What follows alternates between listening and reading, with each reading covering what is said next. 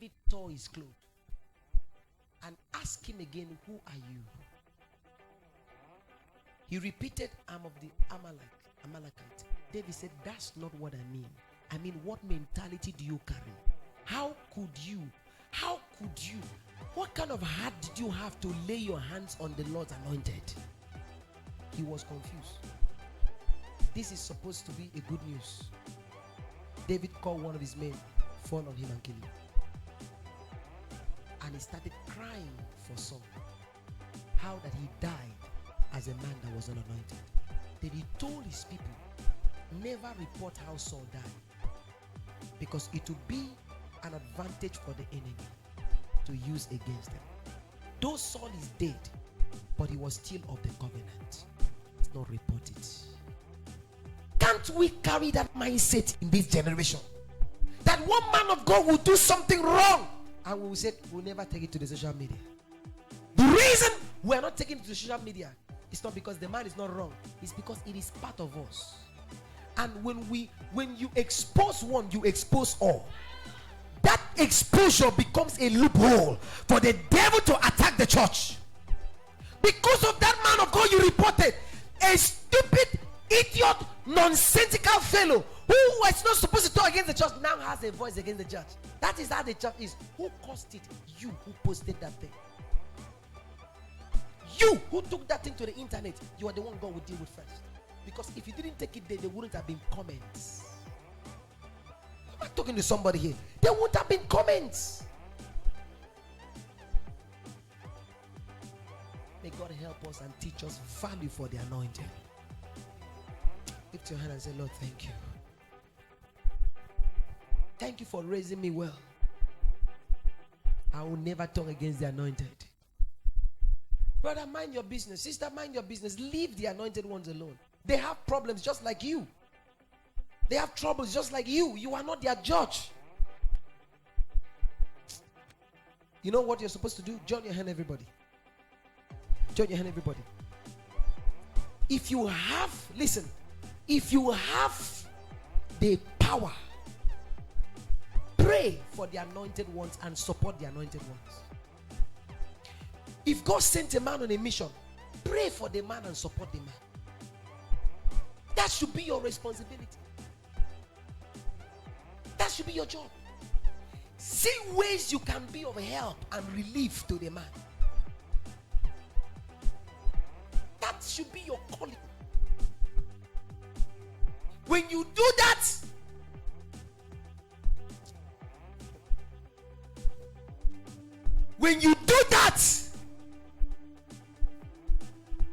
the God of the man of God will not fail to answer for you. Support, help, pray for. In any ways, you're going to help them stand strong. Do it. This is spiritual maturity. You know if they succeed. Oh, I used to say to churches, one man's success is every man's success. One church success is success for all of us. Because before God, we are the same thing. We are one. Pray. That's what we're going to do. We're going to pray. Spend time and pray for men of God all over the world. Please take it very seriously. Listen to me. Why wouldn't they be the one to make the worst blunder? Why? Explain to me why. Why wouldn't they be the one to make the worst blunder? Why? Why? No, talk to me why. When the devil after you is after him because he's the one covering you, and it's the devil after this one is after, the devil after this one is after him. How can a man stand at the forefront for all of you and not be haunted tirelessly by the devil? It's not possible. Therefore, some of their failures is because of us. Some of them is a battle over your own life. It's the battle over your life. Because every man of God is a coverage. Every man of God is a defense. And to enter and get the people inside, you must break through the defense. So tell me why. Tell me why. Tell me why. The devil is not after his family. Tell me why. The devil is not after his marriage. Tell me why. The devil is not after his finances. Tell me why. When Satan knows if his attention is shifted, he will have an advantage. See the reason why you must pray. Pray earnestly, intensely for men of God. And that's what we're going to do now. They don't have to be in BIW Nation or wherever they are all over the world. We want to pray that God will strengthen them. Brothers and sisters, I'm one of them. So I'm speaking on behalf of many that you do not see. Truth be told, there are things men of God go through they will never say on the altar. It's not ethical. There are things they go through they will never say on the altar. And except a man of God has a man sent from God, he may not survive certain times in his life. He may not. Your prayer is important. When my man of God was facing the whole world and the wicked men that perpetrated this evil against the world, he said something. He said, your prayer made me bolder. He said, but before I made that decision to speak out, I vowed, highest they will kill me. I was ready to die. But when you prayed for me, I became bold. There's some of them that we need to pray for. Please, the next few minutes, be serious. If you've ever been aggressive in your prayer, be now. That God grants them much grace to finish the race. Lord, may not any of them be a victim. Jesus says, when you cut the shepherd, what happens to the sheep? Scatters. Listen, even though, listen, it might sound, listen, hold on, listen to what you're going to pray. It might sound sensible, it might sound nice that a man of God has to go and open a business for personal survival. It might sound nice, it might sound okay, but it is biblically wrong. In the Old Testament, a calling to the office of a priest was a total separation from everything about life. But you see, in order not to be a liability, men of God decides to go in that direction. That was what Paul said. Paul said, no, I'm not doing this because it's my right. What is my right is the people ministering to me, but because I don't want to be a liability, I do it. But then we must not be confused with what is right and what he decided to do as a liability. Oh, so that it will not be a liability. We are going to pray that in these last days, God will raise men of God, men for men of God. People who are going to stand as personal support. People who are going to lift their hands. People who are going to strengthen them. Lift your voice and begin to pray. People who will take the stress from them, that they might focus on the work. Open your mouth and begin to pray. Lift your voice and begin to pray. Lift your voice and begin to pray.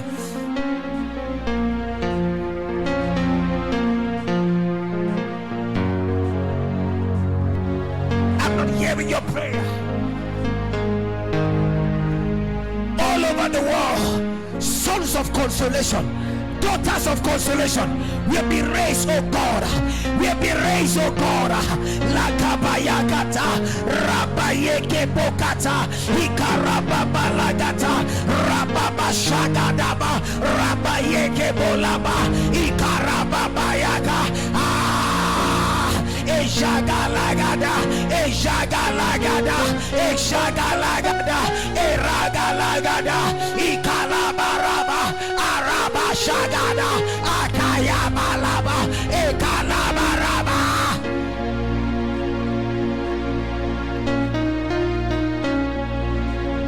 Lord, raise them, raise them, raise them, raise them all over the world. Raise them in every church. Raise them. Raise them. In Jesus' mighty name we pray. Please continue praying those prayers in your private time.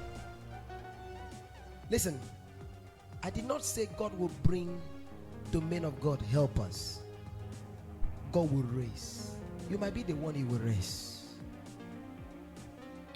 You might be the next person God will help marvelously to stand strong because of this mandate. Remember, the grace we are dealing with is the grace that accompanies assignment. So if you answer the call, therefore you will be allocated the grace. I declare to everyone whose heart is after helping a man of God stand strong, you will be marvelously helping your life. God will help your little business until it becomes stronger. God will help your hand to become great. I said God will help your hand to become great. Come on, make that amen like a thunder. Come on. Do not join people that say, why should we give to a pastor? Why should we support the man of God? Please, if you have opportunity, do it. Because that is where today is not the day I'm going to tell you what men of God go through in spiritual fights. Spiritual fight. That's why you see some pastors die. Some sickness. I heard of a pastor who was interviewed in the hospital. He was sick, taken to the hospital. No member went to visit him. No member went to visit him. When they talked to him, he said, the members abandoned him. They abandoned him until he get to this position. And the man died. While pastors are getting ready to account, some members will give account also.